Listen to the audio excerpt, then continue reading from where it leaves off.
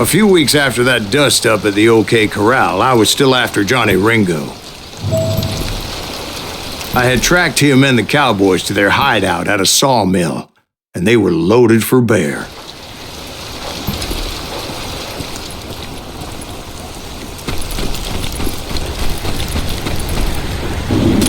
So, what exactly did Johnny Ringo do to piss you off? Well, him and that other bastard.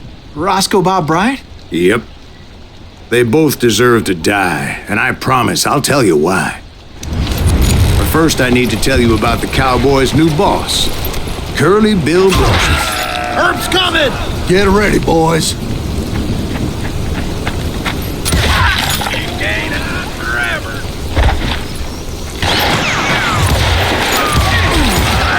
Curly Bill took charge of the Cowboys upon the old man's demise.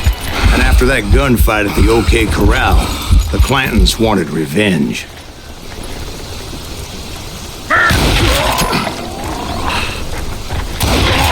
So they murdered Morgan Earp and grievously wounded his older brother, Virgil.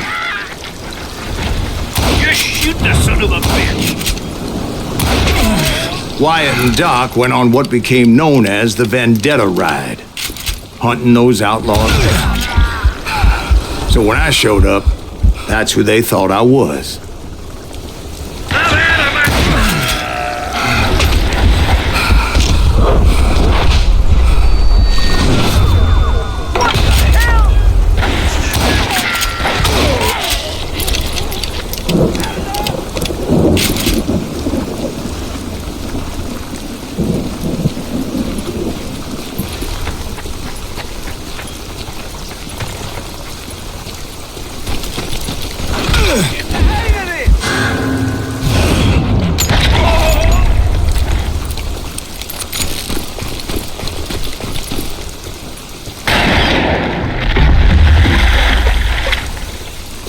There were killers around every corner, all wearing red bandanas.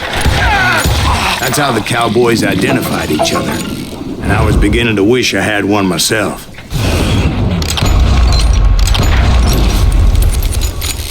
Die! But I wasn't about to let Ringo walk away unscathed, and that's what drove me forward. They say that Ringo was infernally fast. I hardly saw anyone faster, boy. Certainly not Wyatt Earp. That man was all hat and no cap. Earp wasn't much of a match for him, but Doc Holliday might have taken him. That Lunger should have kept his nose out of it. They never charged anyone for the murder of Morgan Earp. But everybody knew that Curly shot him in the back. That was common knowledge. Yeah, maybe so. But Ringo had nothing to do with it. He was just being loyal to a friend. Is that what you call it? Being loyal? Excuse me, sir. I have a question. What's that, Dwight? After old man Clanton died, why didn't his son take over the Cowboys? Because Ike Clanton was dumber than a box of rocks and a yellow belly to boot.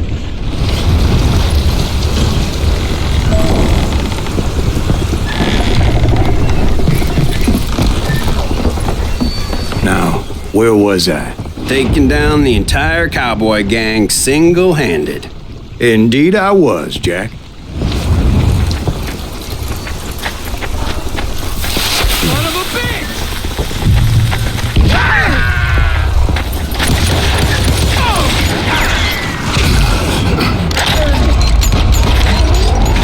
God damn him!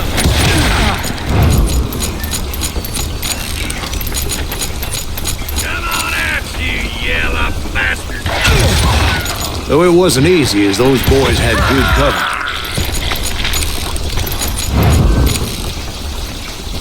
Can't believe you keep me.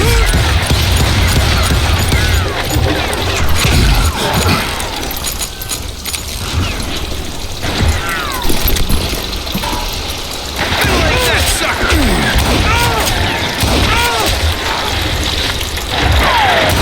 Brother, I'm gonna make you.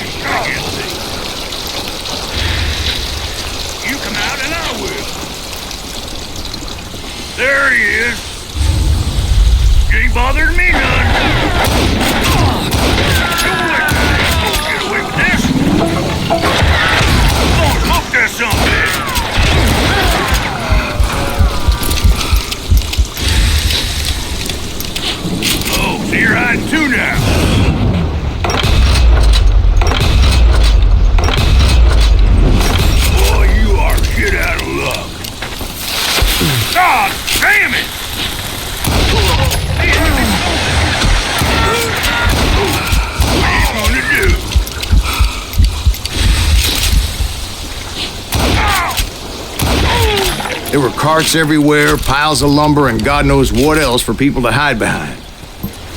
That really was one hell of a sawmill. Quite an impressive operation.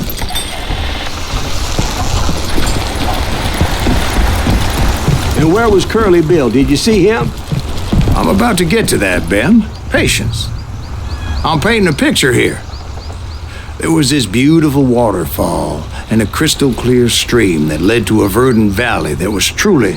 Consider your picture painted. What happened next? Well, finally the bastards that were still alive made a last stand.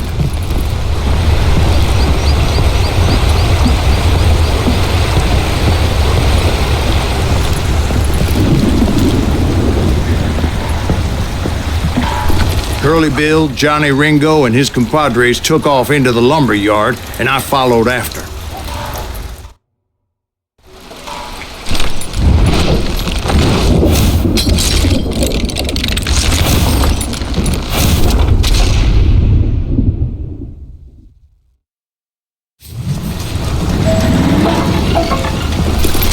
Are you saying they ran? Cowardice was not in Ringo nor Curly Bill's nature. No, sir. I never said they were running scared. They just wanted me out in the open. Time to dance with the devil! Come on out, son! You working for Wyatt Earp? Did that sumbitch Earp send you to kill me?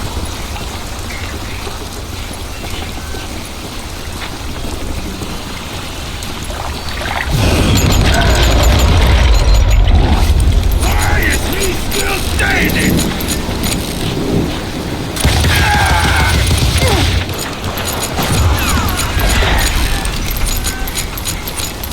Time to...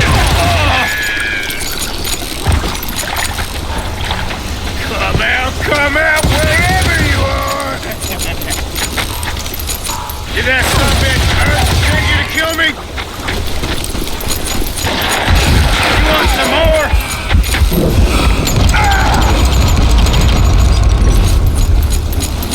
I'm putting you down!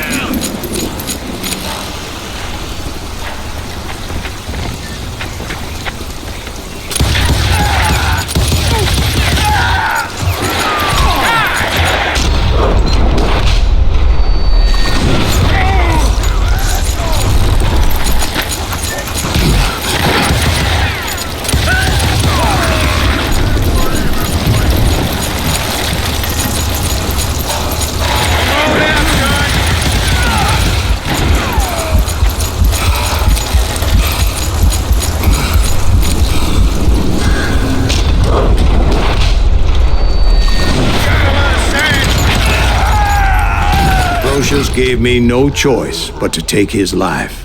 But Ringo was nowhere to be found. I knew you didn't kill Ringo, because he was found dead in a different location altogether. To this day, his killer is still unknown. Indeed. Took me a few months before I finally tracked his ass to West Turkey Creek Canyon.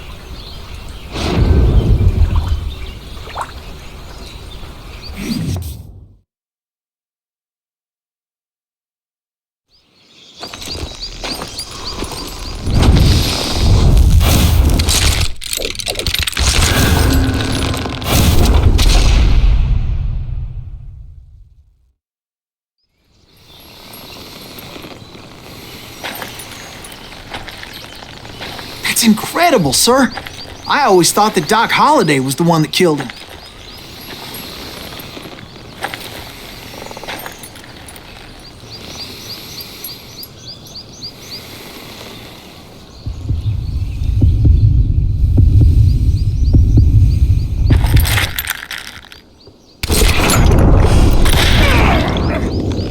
Sorry I had to ruin the legend for you, boy.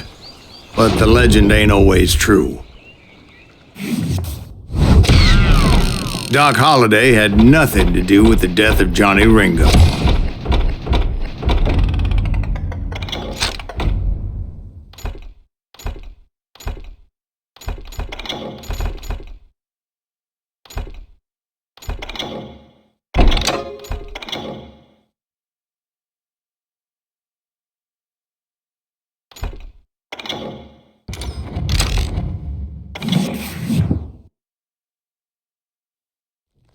I was paid a healthy bounty for Ringo and Curly Bill and realized there was real money to be made. That's why I went after Henry Plummer.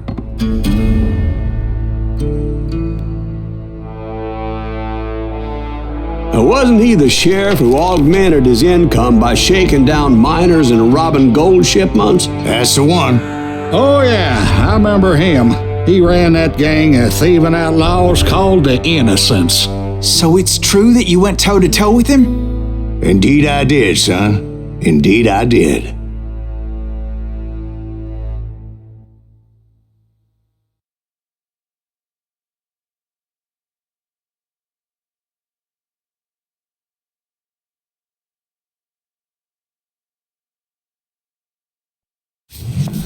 I knew I needed resources if I was going to track down Roscoe Bob Bryant, and hunting Plummer looked like a good way to get rich quick.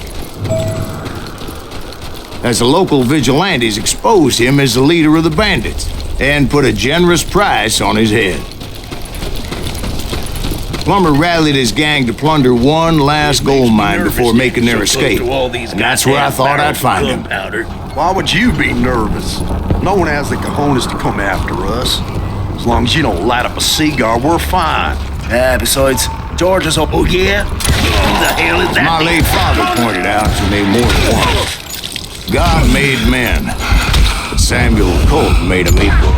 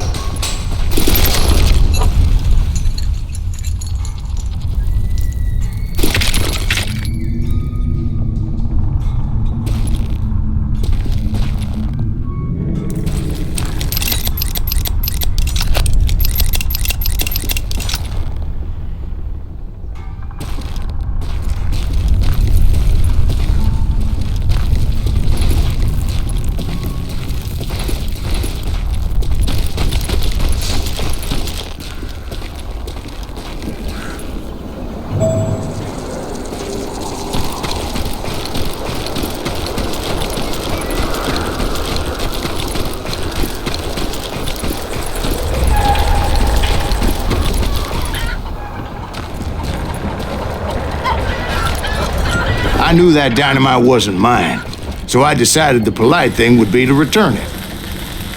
It was the biggest gold rush since Sutter's Mill in '48.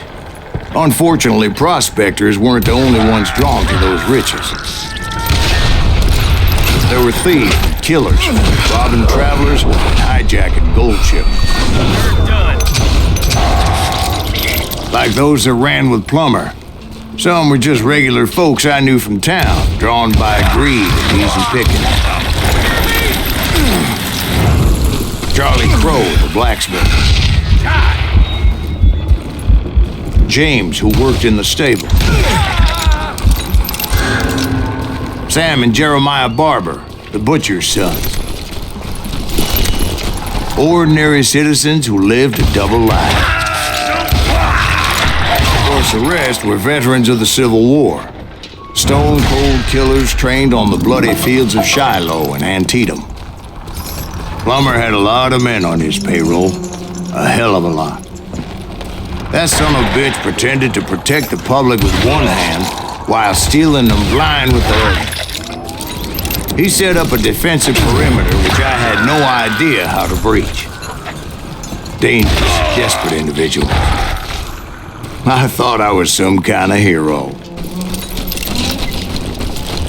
I finally made it past and headed on to meet my destiny. But first, I had something I needed to figure out. I had a few ideas on how to get into that mine, but once I made my decision, I knew there was no turning back.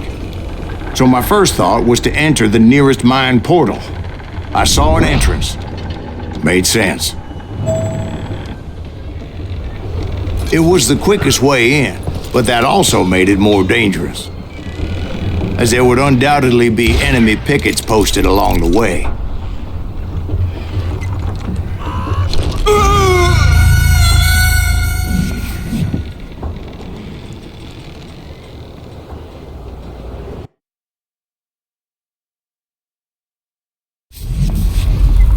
got this.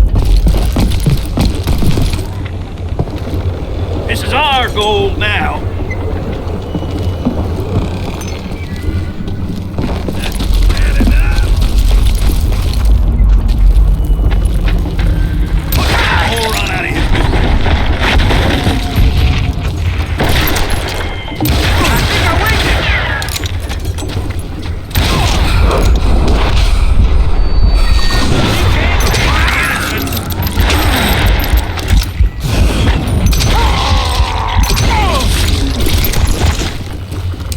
Besides, once you enter a mine like that, it's easy to get all turned around. And that confusing maze of corridors wouldn't even be the worst of it. Some of those shafts could be as deep as hell.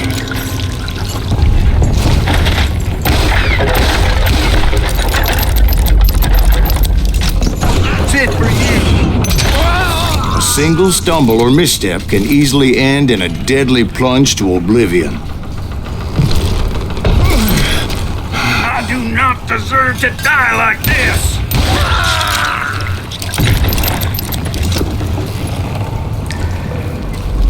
Quick reflexes often make up for a lack of common sense. Luckily, I was never one to be easily bushwhacked.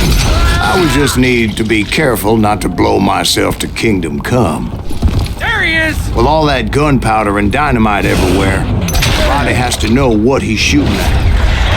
Now you're really pissing me off. All it takes is one tiny spark, and boom. There he is! I will drop you down a mine shaft.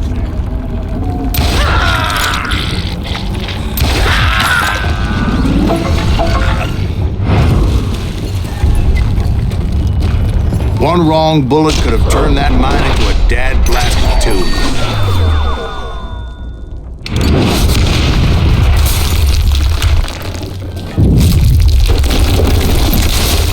I freely admit that my plan of attack was not just moronic, but clearly insane.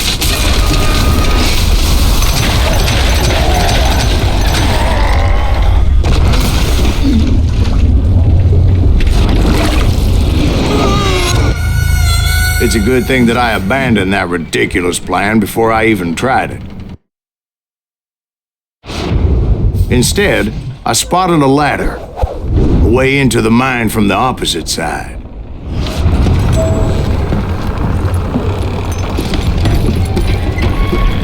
It was a long way around, but that approach seemed more sensible at the time. Of course, being I had a problem with heights, that scaffolding scared the bejesus out of me. Climbing down that ladder required some caution, because even though I had a younger man's reflexes, no man can dodge a damn bullet while climbing down a rickety ladder. I needed to make a leap of faith, which ain't easy when you're suspended between heaven and hell. I was determined not to give up, however. As Sheriff Plummer seemed quite the despicable character. When the vigilantes discovered what the sheriff was up to, people were outraged. That 10,000 they put on his head would go a long way to helping me find old Bob. And I had made it my mission to settle that score come hell or high water.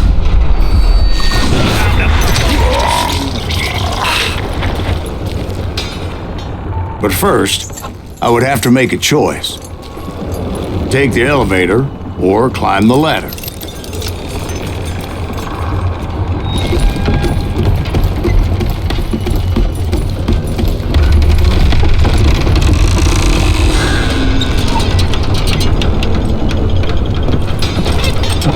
I wanted to use the element of surprise.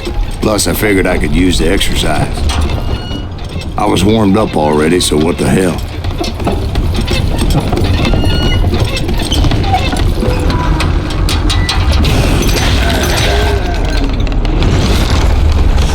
Plummer was a mad dog killer, and the people of Nevada City deserved better.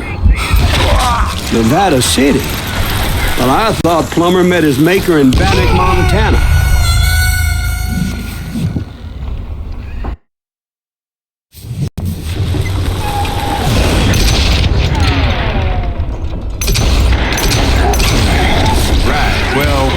was the sheriff of both places at one time or another, but that's neither here nor there. I'm putting you down. The point was, taking him down would save a lot of lives, including my own.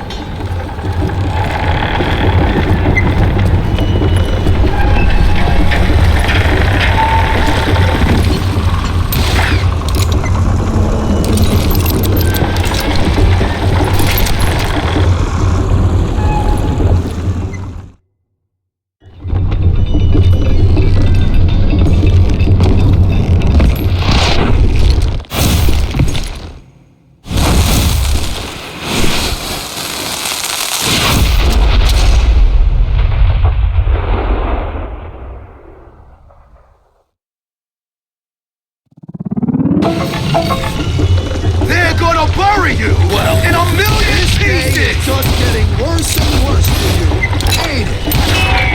Henry Plummer was clearly unhinged, and I could see right away that this was going to take some time.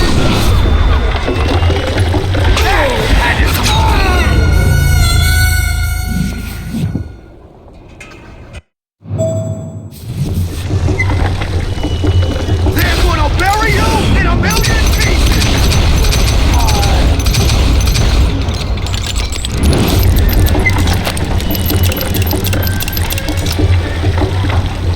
Show yourself!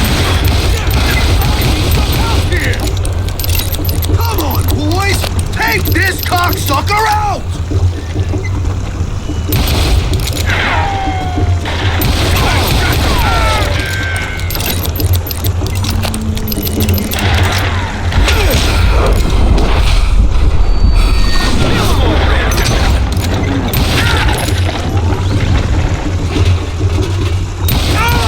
I'm gonna make you pay!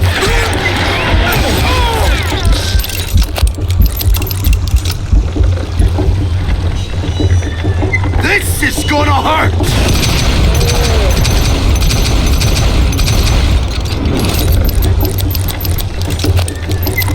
I can shoot too!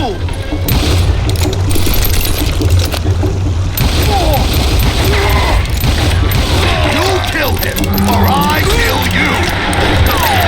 You ain't taking me!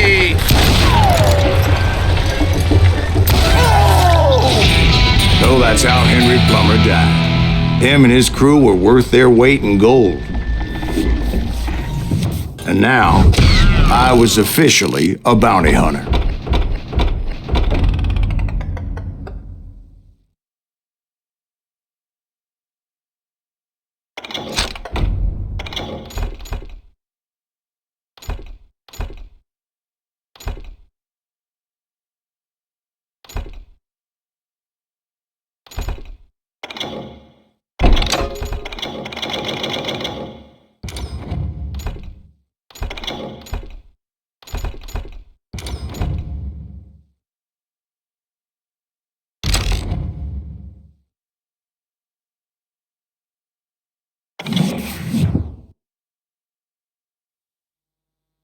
So, did you finally go after that Bob feller? Well, I heard word he was in Kansas with John Wesley Hardin. So that's where I went. Where in Kansas? Abilene. Why do you ask, Ben? No reason. Was Hardin as fast as Ringo? Ringo was fast, but John Wesley was as fast as the devil himself.